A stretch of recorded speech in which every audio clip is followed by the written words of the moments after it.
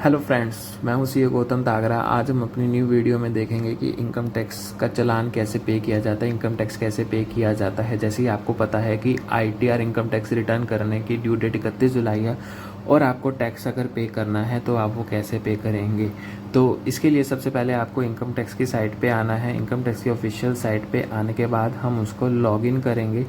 जैसे ही हम उसको लॉगिन करेंगे तो अपने को सबसे पहले अपना पैन नंबर डालना है। लॉगिन करने के लिए यूज़र आईडी आपका ऑलवेज पैन नंबर होता है। देन उसके बाद आप अपना पासवर्ड डाल के लॉगिन कर सकते हैं। जैसे ही आप लॉगिन करेंगे आपको इंटरफेस दिखेगा यहाँ पे इनकम टैक्स का। यहाँ पे आपको मल्टीपल चीज़ें दिखेंगी, dashboard, e file, authorise partner, services, AIS and pending actions.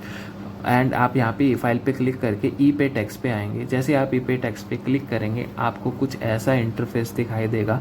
आपको यहाँ पे 3 चीज़ें दिखाई देंगी, save draft, generated challans and payment history. आप यहाँ पे तीनों चीज़ें चेक कर सकते हैं। जनरेटेड चलान में भी हम चेक करते हैं कुछ है या नहीं। यहाँ पे देखिए ब्लैंक है। अब हम क्या करेंगे, टॉप राइट साइड में न्यू पेमेंट का ऑप्शन है, हम वहाँ पे क्लिक करेंगे और यहाँ पे आपको ये 6-7 चीज़ें यहाँ पे दिखाई देंगी, अलग अलग पेमेंट। जैसे आपको इनकम टैक्स का पे करना है या फिर डिमांड पेमेंट पे करना है।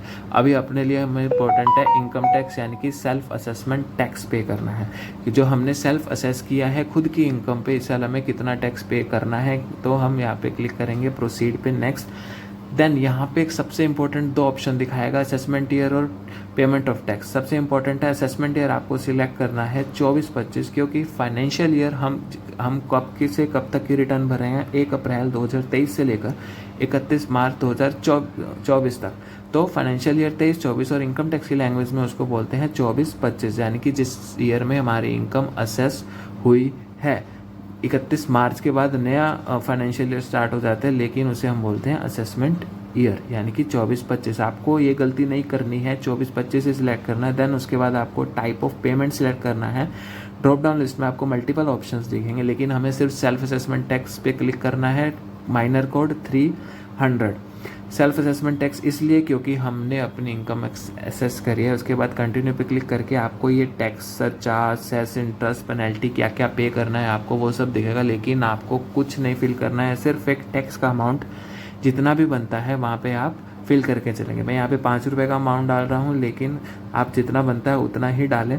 देन उसके बाद आप सब 0 ही रहने दें, आप टोटल अमाउंट टैक्स में डाल सकते हैं, इससे कोई फ़र्क नहीं पड़ेगा।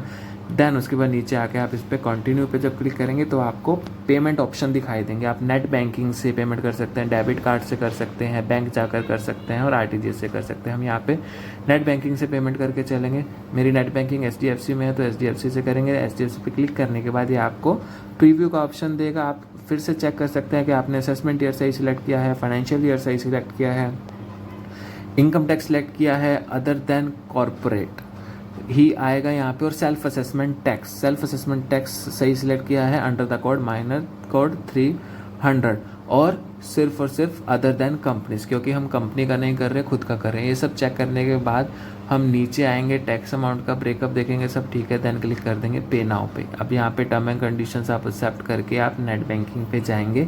यहाँ पे क्लिक करने के बाद आपको 2 ऑप्शन दिखाएगा, रिटेल यूज़र है, कॉर्पोरेट यूज़र। अगर आप कंपनी का टैक्स पे कर रहे हैं तो कॉर्पोरेट यूज़र, अगर आप नॉर्मल रिटेल यूज़र हैं तो उस पर रिटेल यूज़र पे क्लिक करेंगे।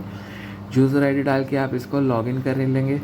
मैंने यहाँ पे यूज़र ID डाल दिया है। देन अब इसके बाद मैं यहाँ पे पासवर्ड डालता हूँ। जैसे ही पासवर्ड डालूंगा तो ये लॉगिन हो जाएगा। लॉगिन करने के बाद आपको फिर से प्रीव्यू का ऑप्शन दिखाएगा कि आपने सारी चीज़ें सिलेक्ट करी हैं, सही है या नहीं। आप अपना मल्टीपल अकाउंट से तो अपना अकाउंट सिलेक्ट कर सकते हैं। अकाउंट सिलेक्ट करने के बाद आप यहाँ पे कंफर्म पे क्लिक करके आपके पास OTP आएगा।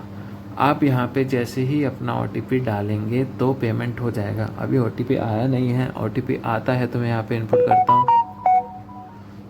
OTP आ चुका है। OTP जैसे ही मैंने डाला, यहाँ पे मैंने सबमिट किया, सबमिट करते ही ये मेरे चालान की पेमेंट हो गई और ये मुझे वापस इनकम टैक्स की साइट पे ले जाएगा, यानी कि इसने दिखा दिया चालान पेमेंट इज सक्सेसफुल। अब मैंने चालान डाउनलोड किया है।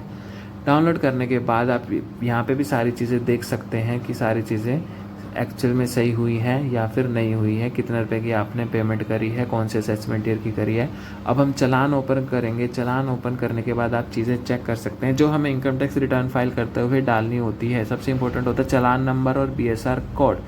और उसके बाद आप असेसमेंट ईयर भी चेक करेंगे, फाइनेंशियल ईयर भी चेक करेंगे और सेल्फ असेसमेंट टैक्स पे हुआ है या नहीं और अमाउंट चेक करेंगे। ये सब चीज़ें चेक करें आप, वहाँ पे इसको डिटेल डालिए आप अपनी इनकम टैक्स रिटर्न में, ये सारी मेन चीज़ें डाल सकते हैं और ऐसे आपकी चालान की पेमेंट पूरी होती है। ऐसे यूज़फुल वीडियो के लिए हमें फॉलो करें, शेयर करें, कमेंट करें और सब्सक्राइब करें। बेल आइकन प्रेस करना मत भूलिए।